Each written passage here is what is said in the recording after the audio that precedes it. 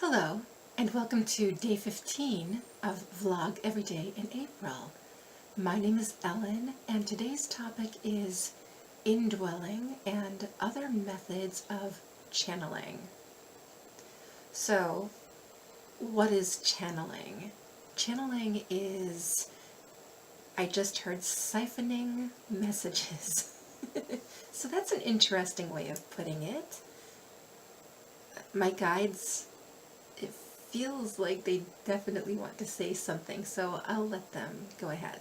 And ask yourself, as you are writing, as you are creating, what do you draw from? Where from comes your writing? Where from comes your creativity? We notice most creative ventures are channeled. Ooh, that's interesting. So, I appreciate that creative pursuits were brought in as a method of channeling, because as with all intuitive abilities, I believe we all have access to them. And so, channeling for one person might mean putting paintbrush to canvas and creating something that perhaps they'll say they were visited by a muse, or it came to them in a vision, or otherwise it just feels very natural, very easeful.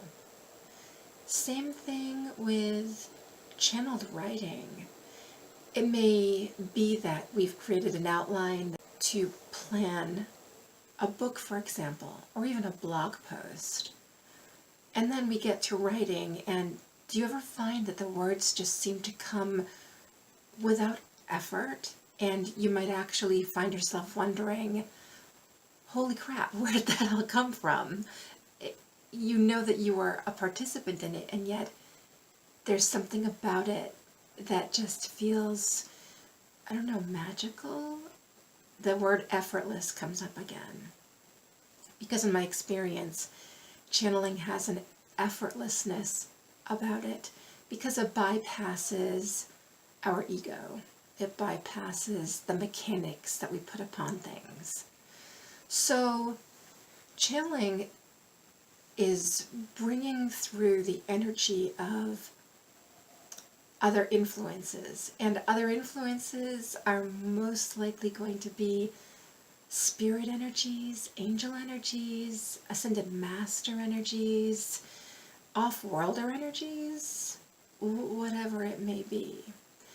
And that information comes through us, and then we use our human ways to express those messages. And yes, they can be expressed through a painting, they can be expressed through writing, they can be expressed through, as I just heard, oration. And, okay, my guides are going to talk again. We notice that it gives the human the opportunity to experience what it is to embrace wholly their soul energy as it connects for the source energy, and therefore gives them ability to bring forth what otherwise in their human eyes, with their human mouth, with their human hands, would be inaccessible. I like that a lot too. That really resonates. So, for channeling, yes, there's automatic writing, automatic painting, automatic drawing, that sort of thing. There's, as I do, in part at least, speaking as a method of channeling. And then there's indwelling. And indwelling is what I do for channeling. It is the primary method by which I bring messages to my clients. So what is indwelling? Indwelling is channeling taken up a notch. And it's taken up a notch in the sense that rather than just having the energies come through, the energies are actually here. They're inside. It's an inside job, as I just heard. So for me, the indwelling includes my spirit guides, and at any time can include ascended masters, angels, archangels, off-worlders, and they actually inhabit my energy body, and because of that, they are able to use my entire body to transmit their message. It isn't just speaking, it's the hands, it's the whole body that gets involved. And it is, yes, very different. Sometimes it's as though I'm having a perpetual out-of-body experience, because even though I'm acutely aware of what's happening in my body, I'm as much a participant as an observer. So the out-of-body aspect comes from feeling as though I'm observing myself even as I'm a participant in what's happening.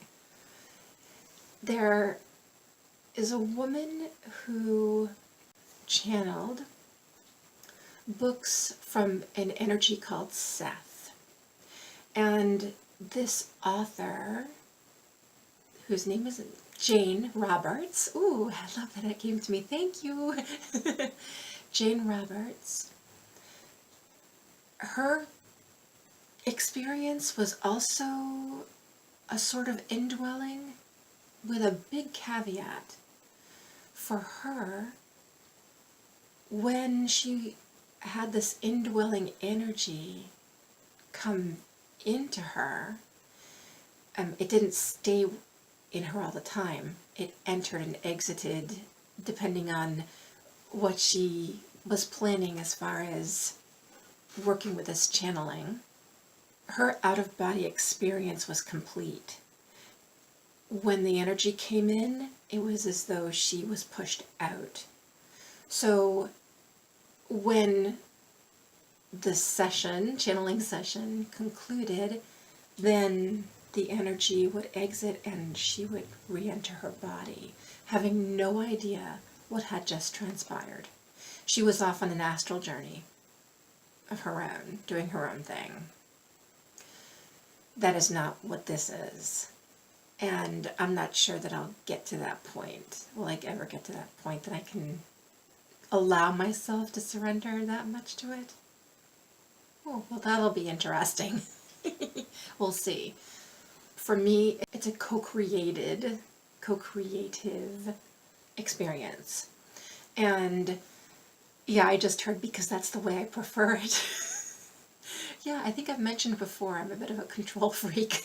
So it stands to reason my guides and these other energies who so graciously work with me understand my limits, and they work with them to have come through what comes through, and to help direct my days, to help make sure that clients get what they need and not just what they want from sessions. It's always an adventure because I typically don't have any idea what's going to come out of my mouth when I'm channeling clients' spirit guides, which can be quite the adventure.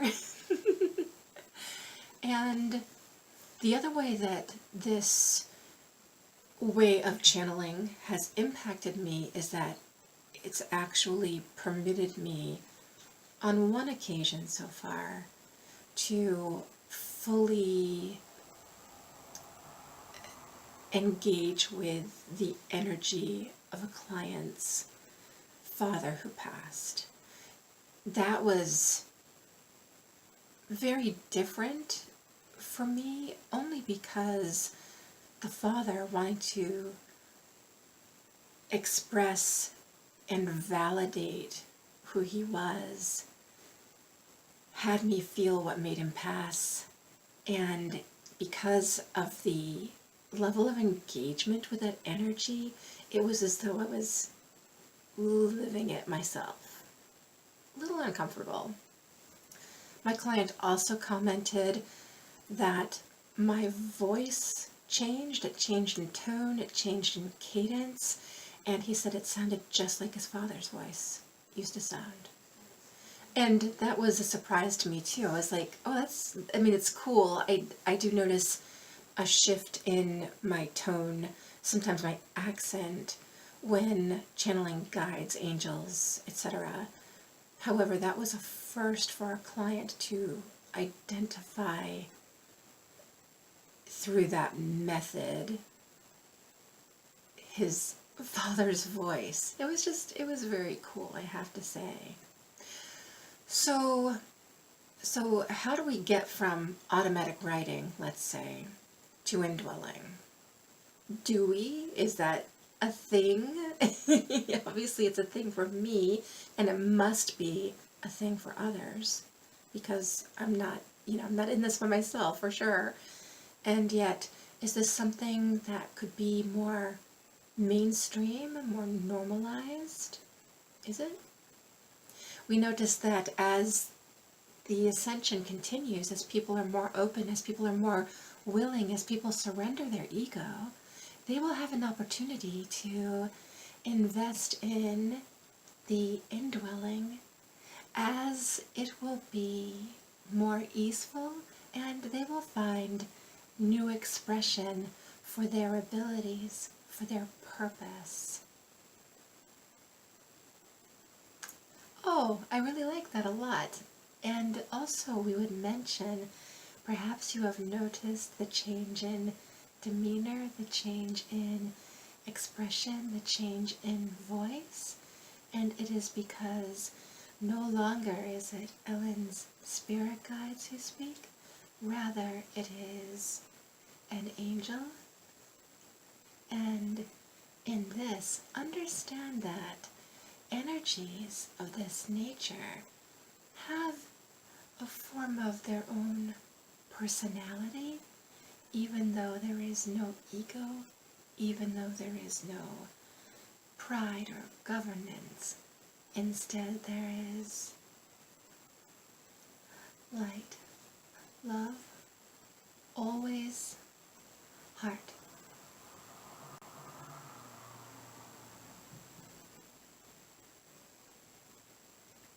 Oh, wow, okay. Yeah, that was really cool. So the dynamics change for me depending on who takes precedence, let's say, who steps up to the plate.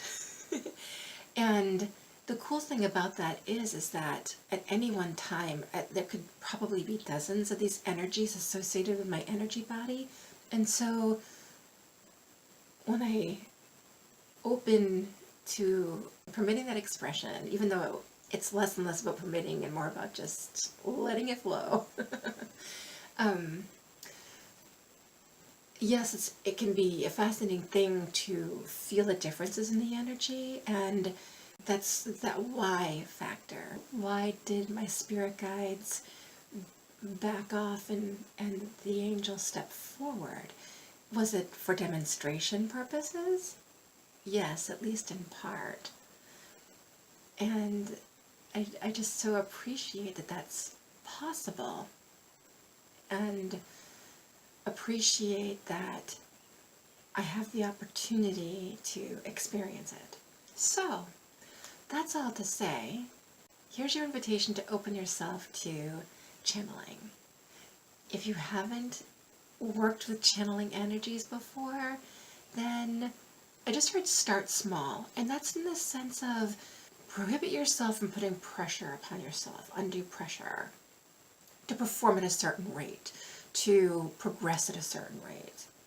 just open yourself to what's available. And you might want to start with automatic writing.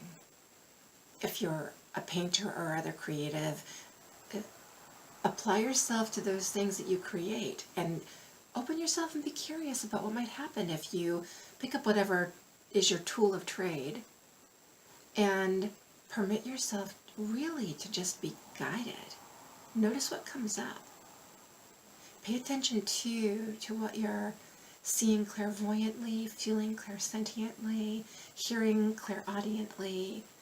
Make sure, as much as possible, that it's a full experience of your senses, because that can also assist the process, I've learned. Okay? Any questions? Feel free to ask in comments. And if you enjoyed this video, I'd love for you to subscribe to my channel. Until next time, you take good care. Lots of love.